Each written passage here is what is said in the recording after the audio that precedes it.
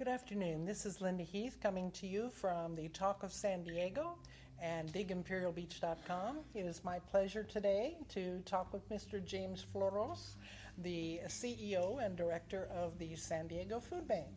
Good afternoon, sir. How are you today? Good afternoon to you as well. Very good. Would you tell me a little bit about yourself? Why did you get into this particular field of interest? Well, I am actually a career nonprofit guy. I started working nonprofit right out of college, and so a 32-year nonprofit professional, and I've been with the San Diego Food Bank now for about 4 years. Oh, wonderful, wonderful. And what can you tell us a little bit about what the food bank does in San Diego? Well, a lot of people are surprised to learn how many people in San Diego County are actually food insecure. We estimate that about 460,000 people that don't know where their next meal is coming from, or they don't have a reliable source of food. Surprisingly, the San Diego Food Bank feeds over 370,000 people every month. Oh my goodness, yes, I can imagine. It seems to be an overwhelming prospect right now. What type of programs do you offer at the food bank? Well, when we kind of boil down what we're doing as an agency and who really our service population is, people generally relate food bank to being serving the homeless. And while we do that, it's less than 10% of our service population. So our service population, the term most commonly used, is working poor. People struggling to get by. 2/3 of our service recipients actually have a wage earner in the home. So working poor, seniors on a fixed income, children living in poverty, and surprisingly, we serve active duty military, their dependents, and veterans every month. So we have a wide variety of different types of programs. Some are focused on seniors, some are focused on fresh produce, and some are focused on our nonprofit partners because we actually provide food to more than 400 nonprofits. I can believe that. I really can. Let's see. How much food do you figure you distribute? Like, do you have an idea of Oh yeah, we track it down to the can.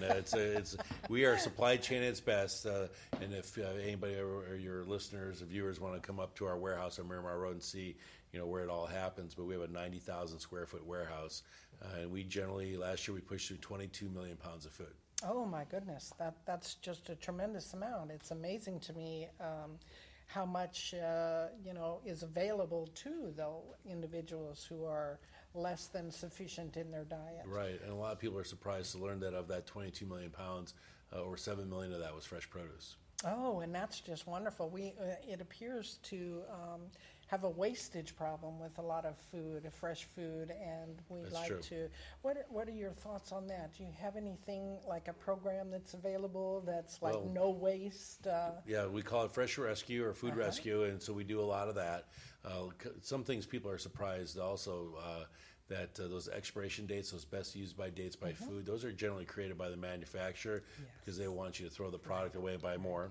So the amount of perfectly good food that's thrown away each year is in the billions of dollars, and the same goes with fresh produce.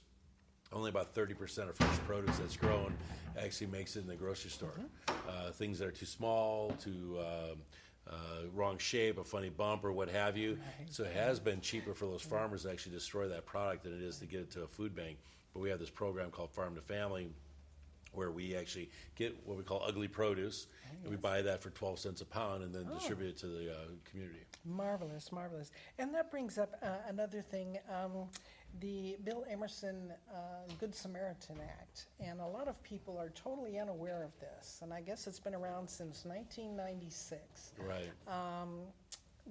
How do you express that to agencies that you're helping, that they are able to donate without fear of liability? Yeah, and there's actually some some legislative work to actually even tighten that up or actually create more of an incentive because, like I said, there's all this great product that's pretty good. And people say, oh, we're going to get sued, and we can't do it. Well, you're protected under this Good Samaritan Act, and so let us figure it out. Yes. We get people who donate expired food. We'll take it. The Food Rescue will take that product. We'll inspect it. We have food handling certificates and training.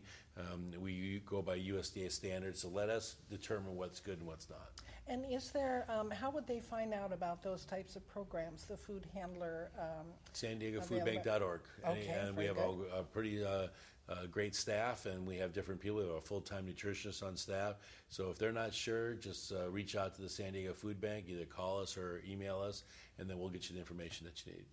And what are some of the other aspects of food sustainability, such as how are you interacting with the schools, if you are, to cut down on the child obesity and children who are at school with no food, therefore they can't really think well. That's kind of our sweet spot. Yeah. We really don't consider ourselves a food bank anymore. We really evolved into a nutrition bank because nutrition-related diseases link to poverty. And when people have less resources, they can afford high sugar, high salt, high fat, but they have a hard time affording protein and fresh produce. So we really want to focus on children and having children be healthy children. There's a kind of a catchphrase in the food bank world: if you don't eat, you can't learn. If you don't learn, you can't earn.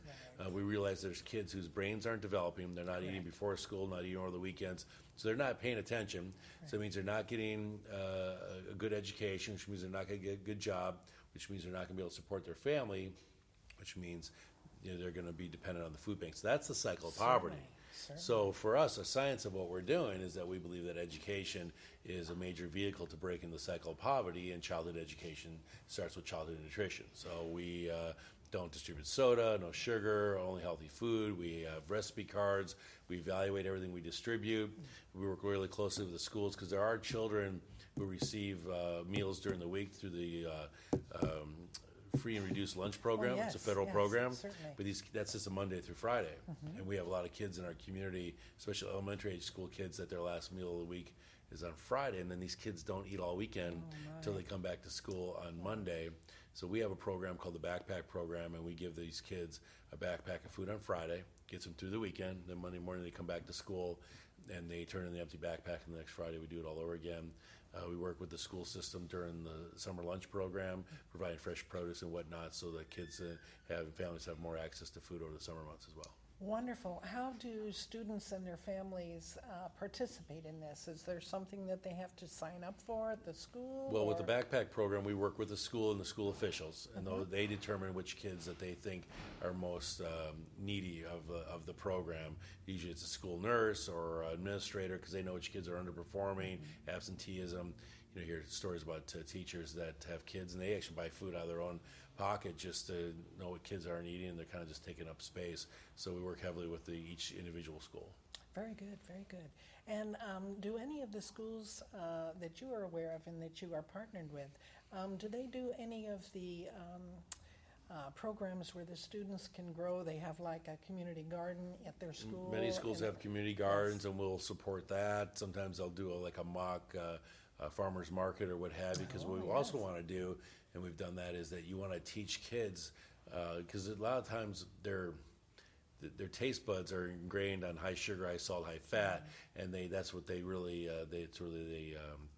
desire. So we're trying to kind of change that by introducing different types of fruit and vegetables at the school level, and then they can go home and tell their parents about it, and then we can provide that product to them, and so kind of make the entire family healthy.